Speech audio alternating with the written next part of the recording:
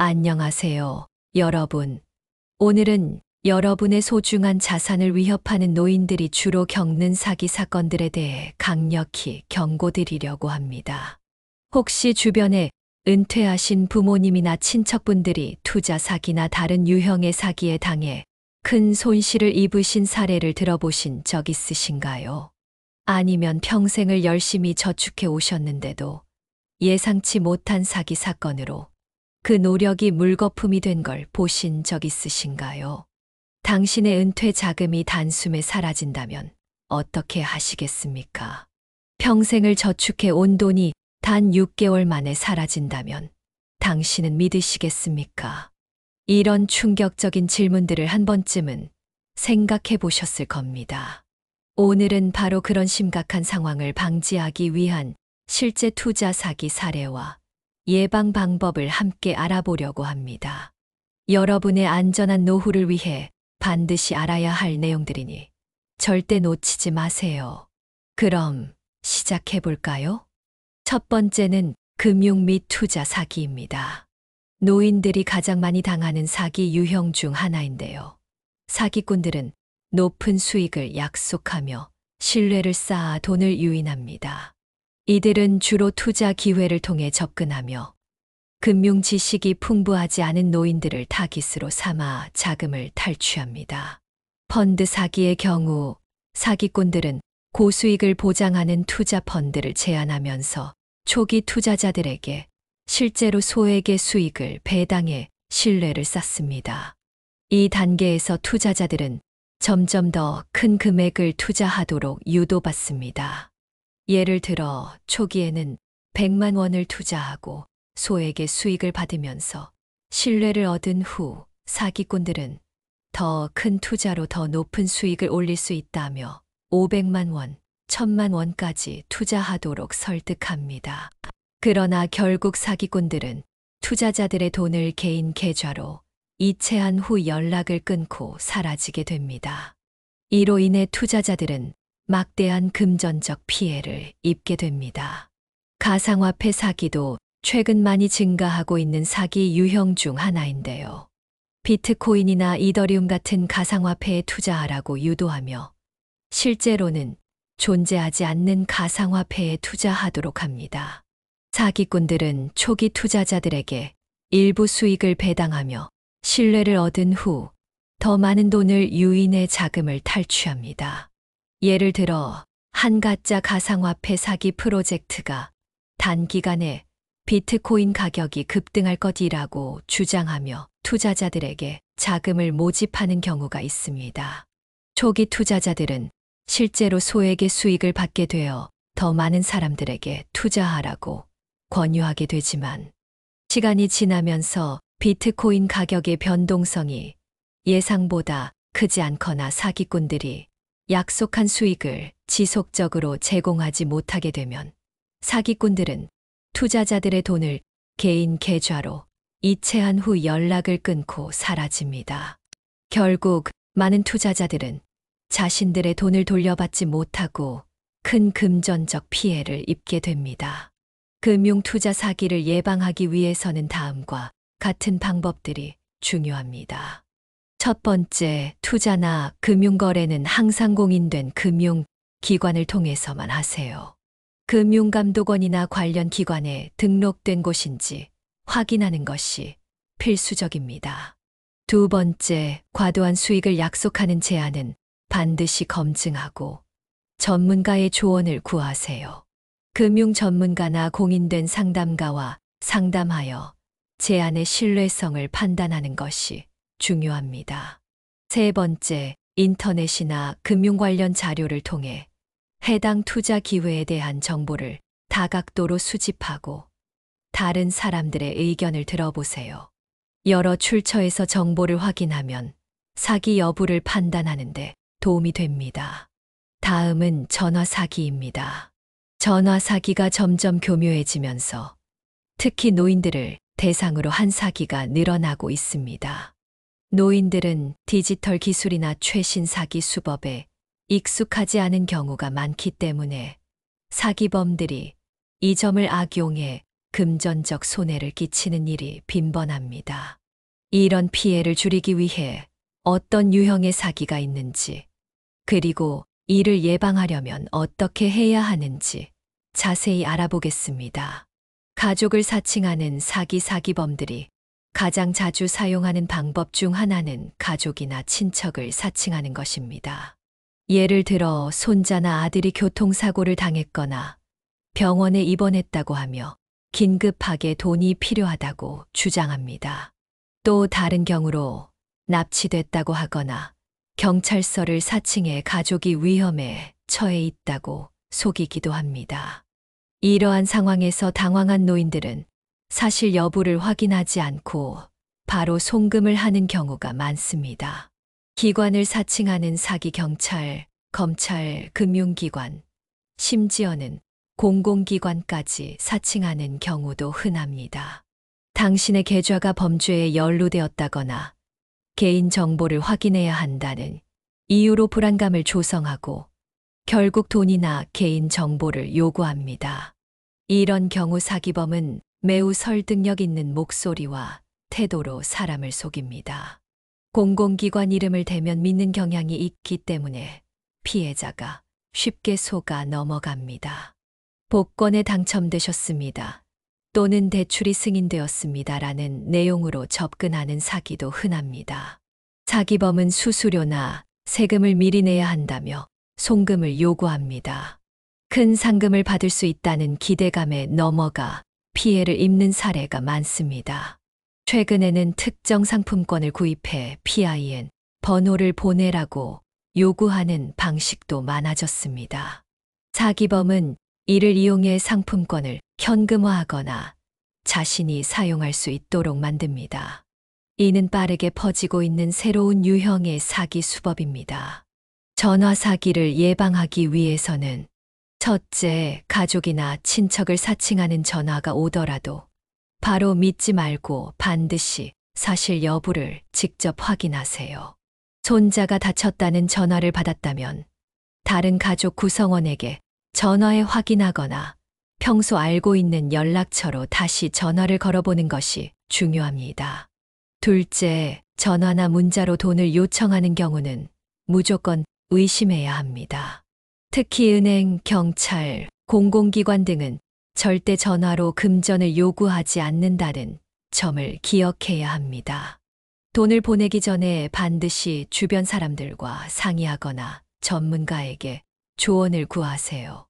셋째, 주민등록번호, 계좌번호, 비밀번호 등 중요한 정보를 전화로 알려주는 일이 없도록 주의해야 합니다.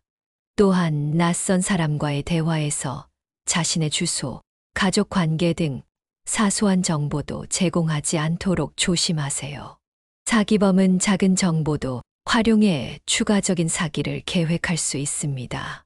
전화 사기 신고 및 상담 전화 사기라 의심될 경우 즉시 경찰청 112나 금융감독원 1332에 신고하세요. 특히 보이스피싱에 대한 빠른 대처를 위해 한국인터넷진흥원 KISA도 활용할 수 있습니다.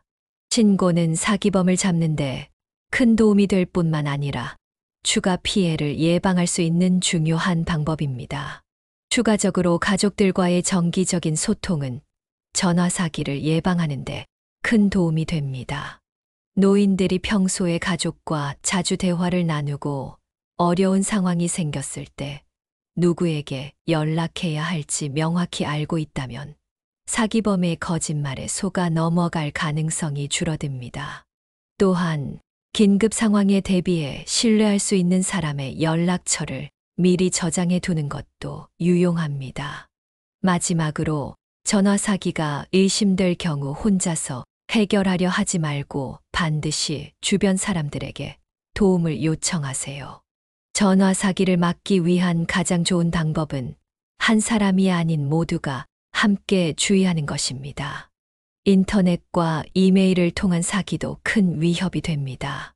특히 디지털 기술에 익숙하지 않은 노인들에게는 더욱 위험하죠. 사기꾼들은 가짜 웹사이트나 이메일을 통해 개인정보를 탈취하려 합니다. 이러한 사기들은 피싱이라 불리며 피해자들은 자신도 모르게 개인정보를 제공하게 됩니다. 피싱 이메일의 경우 사기꾼들은 은행이나 공인된 기관을 사칭한 이메일을 보내어 비밀번호, 주민등록번호, 신용카드 정보를 입력하도록 유도합니다. 예를 들어 당신의 은행 계좌에 이상 거래가 발생했습니다. 즉시 비밀번호를 변경하려면 여기를 클릭하세요. 라는 이메일을 받으면 링크를 클릭하여 가짜 웹사이트에 접속하게 됩니다. 이곳에서 입력한 정보는 사기꾼들에게 전달되어 개인정보가 탈취됩니다. 가짜 쇼핑 사이트도 흔한 인터넷 사기 유형 중 하나입니다. 유명 브랜드의 온라인 쇼핑 사이트를 가장한 가짜 웹사이트를 통해 신용카드 정보를 탈취합니다.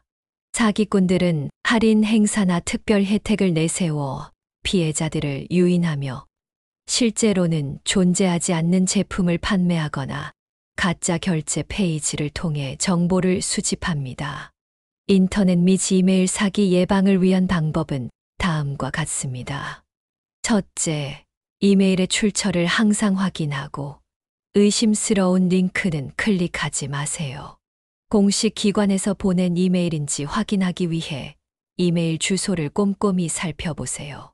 둘째, 금융거래나 중요한 정보를 입력할 때는 항상 공식 웹사이트를 이용하세요.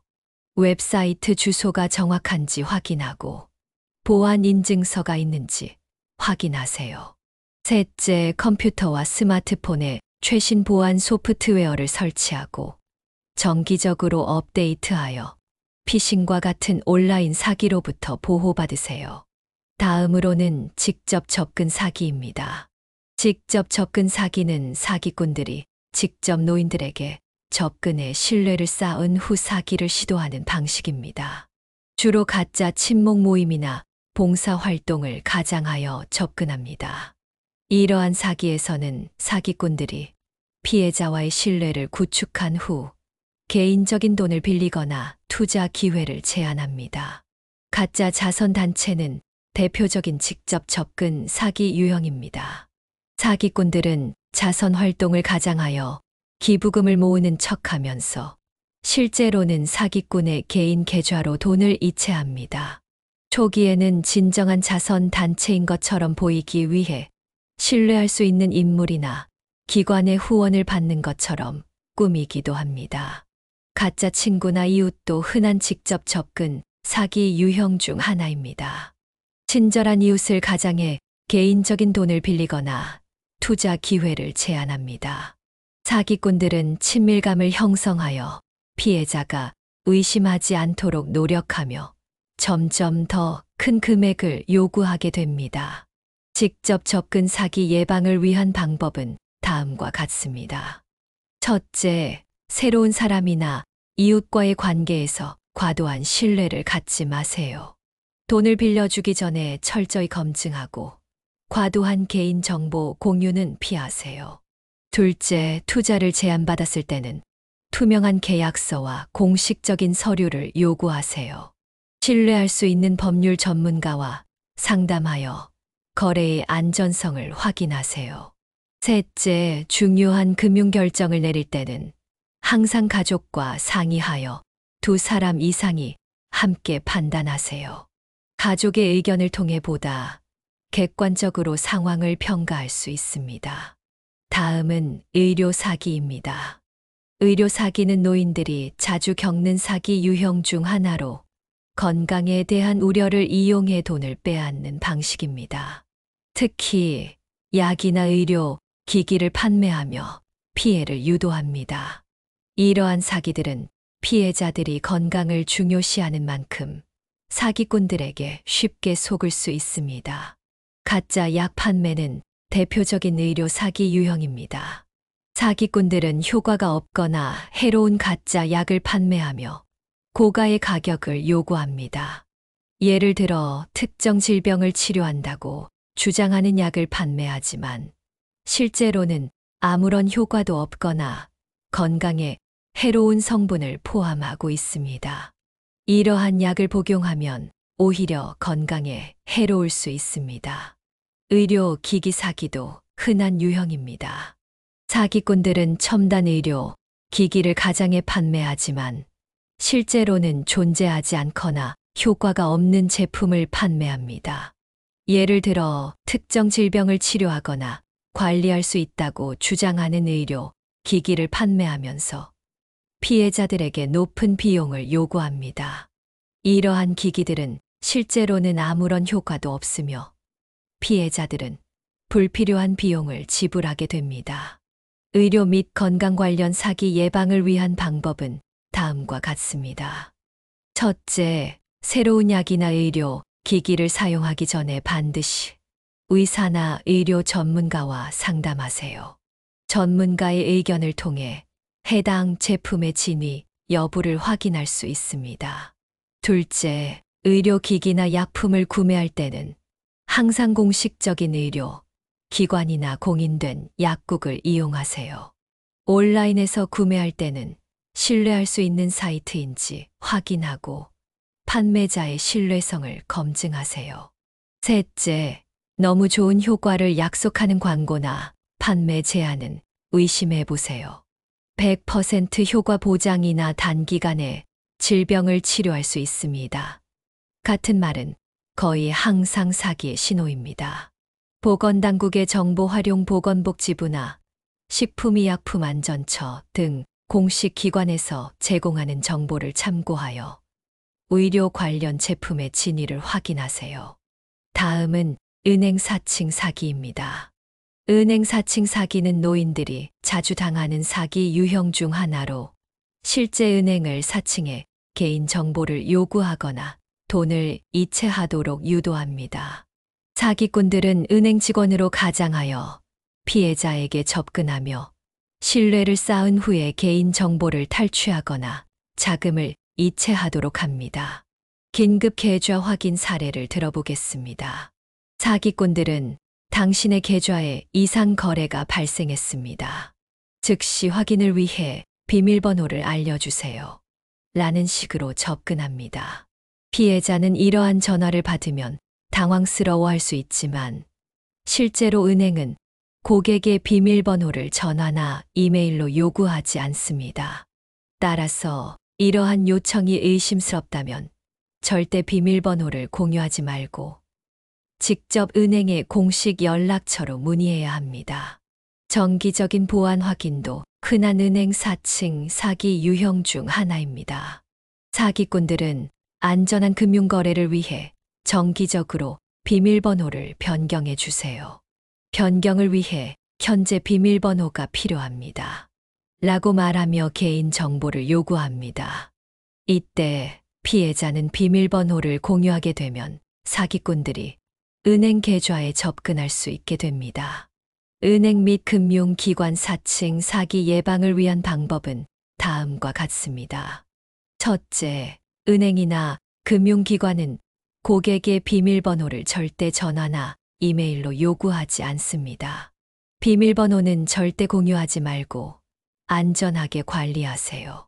둘째, 의심스러운 전화를 받았을 때는 해당 은행의 공식 연락처를 통해 직접 확인하세요. 공식 연락처를 통해 문의하면 사기 여부를 판단하는 데 도움이 됩니다. 셋째, 은행이나 금융기관에서 비밀번호, 주민등록번호, 계좌 정보 등을 전화나 이메일로 요구하면 이는 사기일 가능성이 큽니다. 이러한 요청이 있을 경우 즉시 전화를 끊고 해당 기관에 직접 문의하세요. 넷째, 대부분의 은행에서는 금융거래 알림 서비스를 제공하고 있습니다.